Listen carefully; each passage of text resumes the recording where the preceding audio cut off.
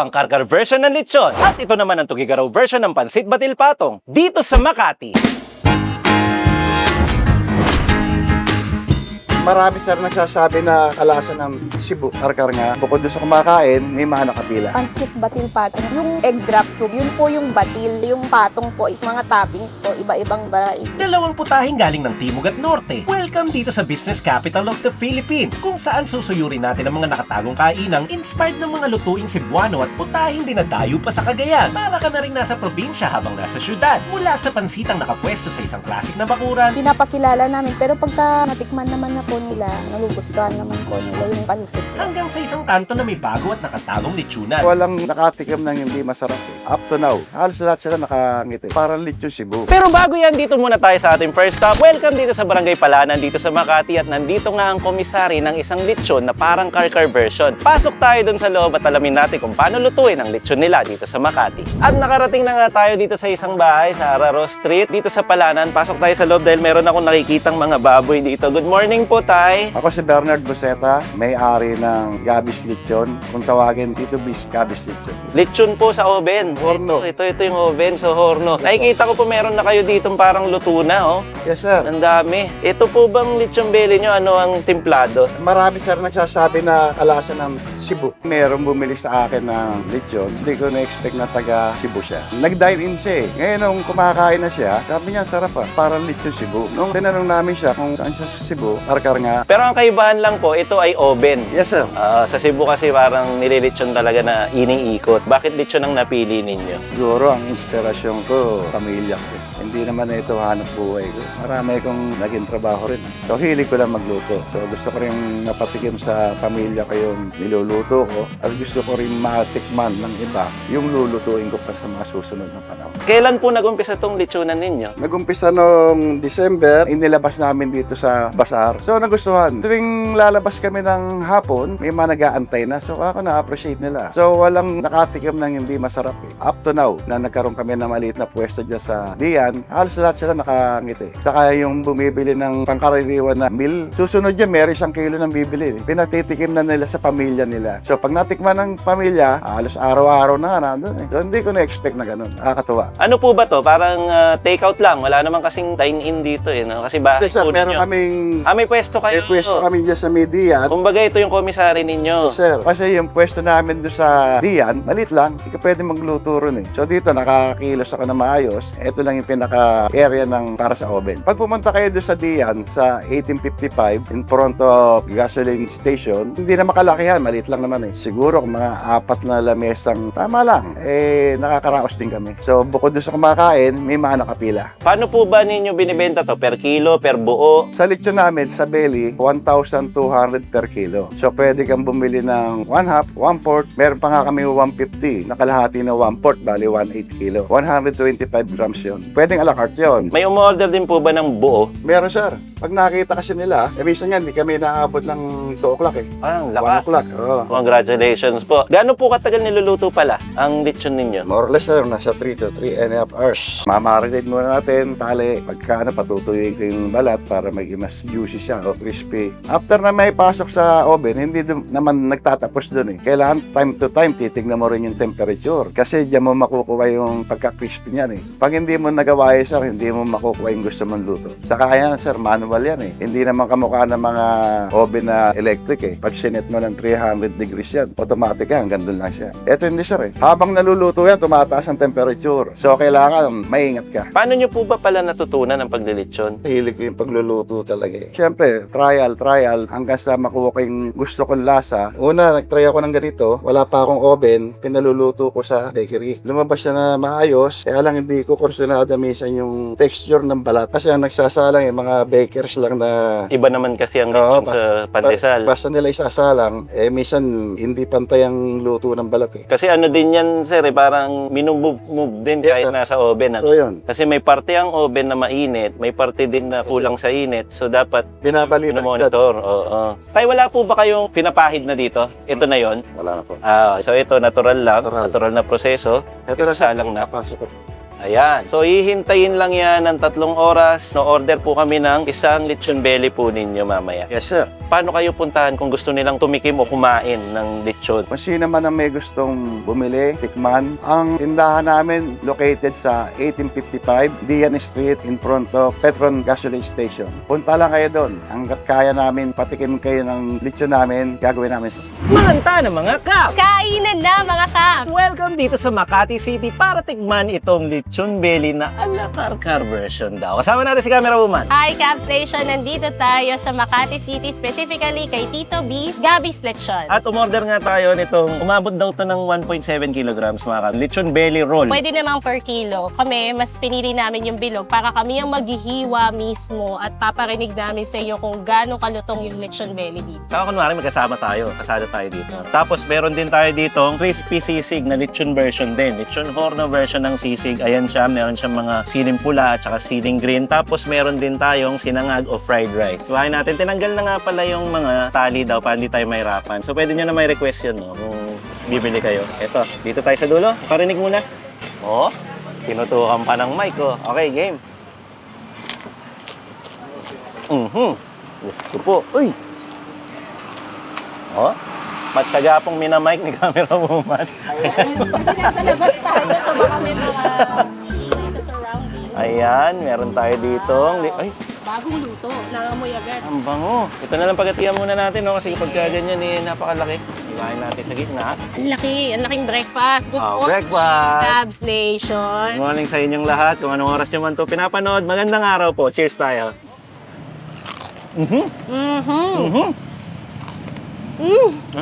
As soon na pumasok sa bibig mo, yung sabog nung umamit alat talaga ng karkar. Nandun. Ang sarap. Totoo, maalat nga siya. Maalat in a way na magugustuhan mo kasi normally, ang lechon talaga, kapag tinipid mo sa pampalasa sa loob, hindi ko makapit ng ganun Kumapit to? lasa. Ito, tamang-tama. Totoo yung sinasabi ng tatay kanina, marinated to. Kasi kumapit doon sa kaloob-looban ng karne, yung mismong lasa ng lechon niya, yung mga pahid niya, yung mga pampaalat, pampaumami at kung ano-ano pa. Siguro nawawala lang dito yung tanglad na konting hint pero bumawi sa pampalasa. Tsaka sa karkar, alam ko may pasyotes pa yun, which is mahirap namang hanapin dito sa Luzon. No? At saka yung juice kasi doon, yung kumbaga parang pinagtuluan ng lechon, sinasabaw pa mismo sa melaman. Sa totoo lang, bawat kagat nito, nakaka-enjoy na guilty pleasure. Alam mong mamantiya sa Natanggal ko na yung buong balat. goods. Umihiwalay agad mga kabso. Oh, parang walang pupuntahan to kundi pa vertical eh. Nagyan, kahit may dumaang tricycle, nagyan ko itong Yung mga ganyan, mga kabs, kay vlog man o totoong buhay, tinatabi ko yan.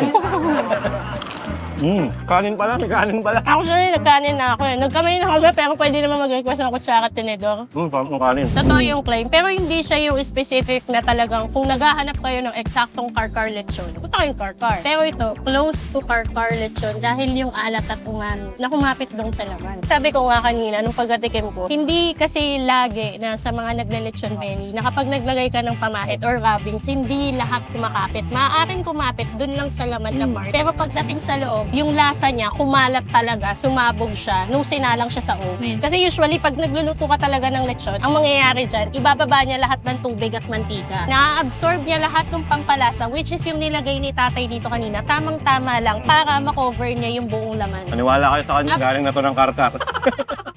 Sabi ni nanay kanina ay, Mang Tommy, Alam na natin kung ano yan. try natin sa laman. Laman na may taba. So ito yung laman. Kasi yung balat, kinuha ko na eh. Paano ba kayo kumain ng burger? Di ba ganito? Parang burger. Hindi lumalaban. Mabilis kagatin. Tsaka ramdam na ramdam mo yung Juicy? juiciness ng baboy niya. Pero again, dahil karkar yan, usually kasi Cebu, suka. Sakto naman talaga. Every ready ako, Cabs Nation. Alam nyo naman, kapag mga usapang lechon belly, palabas agad to, Namprick by Team Canlas TV, available sa Shopee, Lazada, TikTok. Ito na. Lagyan natin dito. Lagyan natin dito itong balat ng lechon. Kasi maalat yung lechon, maasim ang Namprick, maanghang. Bagay siya. In fairness. Maglagay ka dito, Tito Bis, ng Namprika para maging available din dito. Feeling ko available na eh. Habang pinapanood nyo to, feeling ko meron nito doon eh. Nampre? Naku, pumunta kayo dito. Baka sa mga taga dito around the area kaysa mag-order online or natatagalan kayo sa online, pwede din naman magpunta dito kay Tito Bis. Dito lang yan sa Median Street sa may Makati. Nakalimutan natin, meron pala tayong sisig version dito na horno. So, ayun yung itsura ng sisig nila. Safe kaya yan? Safe yan. Kunin natin para maging safe. Kinuha ko. Gusto mo kinuha ko nga eh. Yan, sige, sa'yo yung sili. Hindi, walay natin. Sinalo niya kasi, kinukuha ko nga eh. Tingnan dito, sisig na may sili. Tamahan natin ng sinangag. Oo nga, ba't ganun? Creamy and umami ang malalasahan mo. Saka yung burst nga ng mga taba-taba. Hindi ito yung may cartilage Hindi Lechon to. siya yung normal sisig na pag inasahan mo. Kasi ako inasahan ko kanina maasim agad. Pero medyo close siya sa parang dinakdakan style. Goods pa din, pero mas gusto ko to. Dito tayo. Sa Medyo. Punta kayo dito sa Makati. Pero- Tulungan natin si Sir. Hindi lang naman ito yung pupuntahan natin. Pero again, kung gusto nyo itong subukan, nandito to sa Dian Street, dito sa Barangay Palanan, dito sa Makati. Hanapin nyo lang to. Pakita mo, camera. Tito Bis, Gabby's Lechon. Medyo katabi lang siya ng, so familiar kayo sa Susil's Carinderia na binlag natin noon, katabing-katabi niya. So, kung galing tayo ng Carcar Cebu, south, punta tayo ng norte. Wow. Meron kasi ako nakita na specialty ng mga taga-Tugigaraw. Doon na tayo next. Sige. Let's go.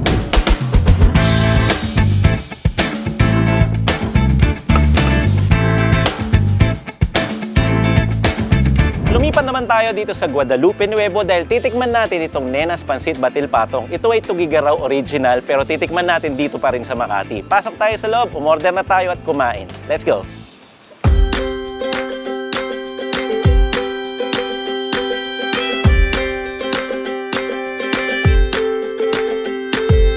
At umorder na nga tayo ng pinaka-special nila. Siyempre, yung pinaka-mabigat na o bigatin. Overload sa halagang 180 pesos. Ito ang Pansit Batil Patong galing Tugigaraw pero nandito na sa Guadalupe, Makati City. Dito tayo sa Nena's Batil Patong, dito sa may Guadalupe. At tignan nyo naman, gas station. No? Kung gaano karami yung overload nila, parang 2, 3 tao Para pwede tayo- kumain dito. Para tayo nagputok-batok fiesta ngayong araw. So galing Wow. tayo sa isang lechonan, tapos ito naman ngayon, nandito tayo sa isang merong overload topping sa puro putok-batok dahil meron yan chicharong bulaklak, meron siyang lechong karahay, yun yung parang lechong kawali version kung tawagin sa Tugigaraw. Tapos meron din siyang version nila ng longganisa sa Tugigaraw at meron din siyang atay ng baboy at kara beef po ang gamit dito. At hindi lang yun, may itlog at meron din yung tinatawag nilang batil. So parang soup. Sige, batil, tapos merong patong ng mga putok-batok, batil muna Batil tayo. muna, sige. Ano.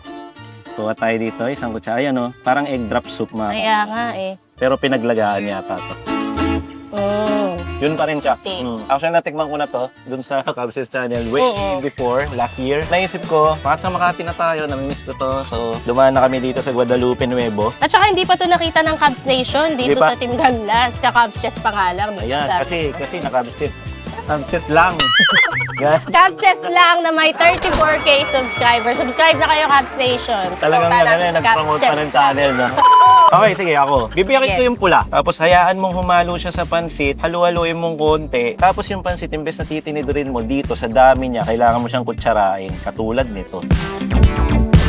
Champion to. Ako naman, Cubs Chess, hindi ko pa hinihiwa pero tignan mo, naglava na siya doon, no? Nakalimutan ko rin banggitin, meron pala nung toge, oh. Tapos yung noodles na ginagamit nila dito, Mickey. Ito pa lang, ang sarap na. Kaya sarap ako gustong balikan eh. Second time ko pa lang dito, pero iba eh. Masarap talaga dito. Pwede ba kapag masarap yung pagkain, unexplainable na lang siya? Mm-mm. Gusto ko na lang siyang enjoyin. May nakita ko dito na sibuyas, kalamansi, tsaka sili. Timplahan natin. Ayaw, sige. Pigahan natin ang kalamansi. Sabi nila sa atin, lalong-lalo na si Chow Food Troll, sabi niya, mas damihan daw natin yung suka. So, dinadamihan natin yung suka. Suka ng Tugigaraw. No, sukan Tugigaraw yan. Mm. Tapos toyong malabon. Tapos ayan na siya. Yan. Luwaluin natin. Kuha tayo ng kalahating kutsara ng sibuyas. Talaga, ganon. Ilagay natin sa pansit. Tapos haluin natin. Buhatin mo yung kutsara na may kasamang sibuyas. So, gato sabay ka lang. tayong tumubo. Cheers! Cheers! Bagay siya sa sausawan. Kailangan dito humorder ka ng maraming sibuyas. Pero hindi sa order. Pwede humingi. O hindi mahal ang sibuyas. Tingin ko. Tama yung sabi mo, Cubs Chess, eh. No further explanation. Kapag masarap ang pagkain, masarap Hindi siya. mo na kailangan mag-explain. Kung hindi kayo naniniwala, try nyo muna. There's Saka naman tayo mag-usap. Saka naman tayo mag-usap. There's no harm in trying. Hindi kasi, isipin mo kung sasabihin nila na, lagi na naman sinasabing masarap yan eh. Hindi ganun. Napakapili lang talaga.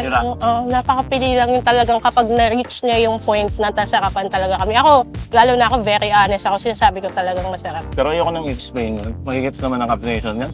Magagaling ang mga Cubs Nation eh. Pag tinakay mo, hindi ka naman madidisappoint. Nabusog ka pa. Ang sarap na karabit yung gamit, no? Kasi may mga nagpapatong naman talaga. Pero hindi lahat karabit. Try ko Cubs kasi sabi nila, pwede daw itong isabaw dito sa may noodles. Kasi di ba, pag napansin mo yung Mickey, medyo nagdidikit-dikit na siya dahil dry siya. So, subukan natin I-rehydrate siya. mo, Yung noodles, i-rehydrate natin nung sabaw, yung batil. Ba, okay dyan, no? Tapos, isusubo na. Ako din, ginagawa ko na ngayon. Para sa naging noodle soup. So ganito yung tsura niya. Lagyan natin ng karahay. Ang dulas na. Di ba? Kala kang nag-instant noodles kasi may sabaw. Ang lambot ng noodles. Alam niyo ba kung bakit lechon karahay ang tawag dito? Technically kasi, lechon kawali lang naman siya. Pero ang karahay kasi, sa Tugigaraw, yung malaking pot or kawali, yun yung tawag sa kanya karahay. Kaya ito tinatawag na lechon karahay kasi niluto siya sa karahay. Eto, curious lang ako. Pag longganisa talaga, curious ako. Longganisang Tugigaraw. Tingnan natin kung ano ang laman ng ganitong itsurang longganisa. Medyo oblong, maliit lang, ganyan lang. Nalubuksan natin. Makulay yung loob ah. May atsuete, no? Oo, kulay mamula-mula o orange, halos orange-like na. Parang pantay yung taba at saka laman. Sa'yo yung... Sige, sa akin yung may ganun. Hindi, gusto ko lagyan ng ganito. Ayan, ganyan. Tapos sa'yo yung plain. Cheers! Oo nga, may taglay na alat at bawang talaga to na perfect sa soup. Mas lamang yung bawang. As in, sobrang pagkain mo, garlic flavor agad yung mag-explode sa bibig mo. So actually, lahat ng toppings nila hindi naman matamis. Kumbaga, meant siya to complement dun sa noodles na hindi masyadong maalat. Chicharong bulaklak! Kuhain natin. Sausaw din natin dito. Okay, soy vinegar. Lutong, no? Well, mahirap itong ubusin, ha? Para sa akin, pandalawang tao na to, isang order, eh. Nag-aabang kasi. No. Alam mo yung nagmamadali na mo, sabi niya, ito ba kakain? Hindi na naman niya alam na. Ay, patay. Ako, no? Sino ba? Ako ba? Ikaw. Hindi, nakatabi rin sa akin doon. Totoo naman yun. May sarili siya dito. Kunwari lang sa mabait muna. Pinatimpla ko na kay Couches kanina. Nakapangutos pa nga. Hindi na sana nag-enjoy kayo dito sa biyahe natin. No? Makati lang to, pero from south to north, from Cebu to Tugigaraw. Yung dish. Yung dish, pero Makati lang yun. Pero hindi mo alam, baka pumunta tayo ng south tapos north or north to south, di ba? Hindi ko alam kung nagpaparinig ka, pero tingnan natin. Sana nga magawa natin, ha? Masarap kainin sa Cagayan de Oro. Ay, Uy! Cagayan. Bali ba? Ang Cagayan yan, north o south? Dalawa yan, eh. Masarap. Di ba kasi kanina nag-lechon tayo ng Cebu? Anong pinang masarap ng Basta, ayun yun, mga kap. No? Sana marami kayong natutunan today na merong ganitong dish sa Cebu, merong ganitong dish sa Tugigaraw, at kung ano-ano pa. na accessible dito sa Metro Manila. Yes, sana rin matikman nyo, tsaka na natin pag-usapan kung totoo ba yung mga pinagsasabi namin dito. Talaga naghahamon tayo, no? Oo, ito, Tingnan nyo pa. fight me. Personal. Tingnan nyo pa personal para doon na tayo mag-explain. Tapos may mag-PPM sa akin, hindi naman masarap doon, bakit ganun? Ibig sabihin na magkaiba tayo pala. Ah. Pero most of the time naman nagkaka-agreean naman tayo. Naniniwala kami sa Cubs Nation, nag-agree sila. Anyway, maraming salamat. Kasama ng aming team sa likod ng camera, maraming salamat Cubs Nation. On behalf of them, nagtithank you na din sila sa inyo. Thank you, Chuck Food Go. Lagi kami sinasamahan sa mga bagay-bagay. Food crawl. Kit mo doon. Tubong Makati, kabisado niya Makati. Siya ang nag-break Lahat to ay galing sa kanya. Ay, tumalo ng video dahil natapos. Patapos na lang, hindi. Patapos.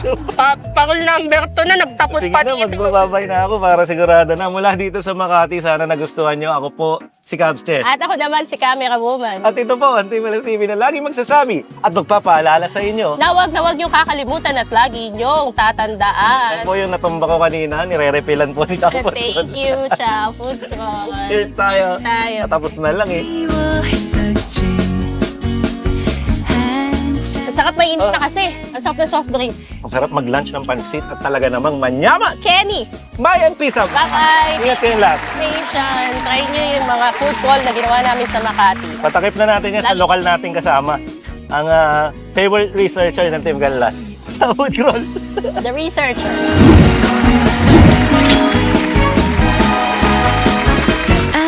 안아주겠니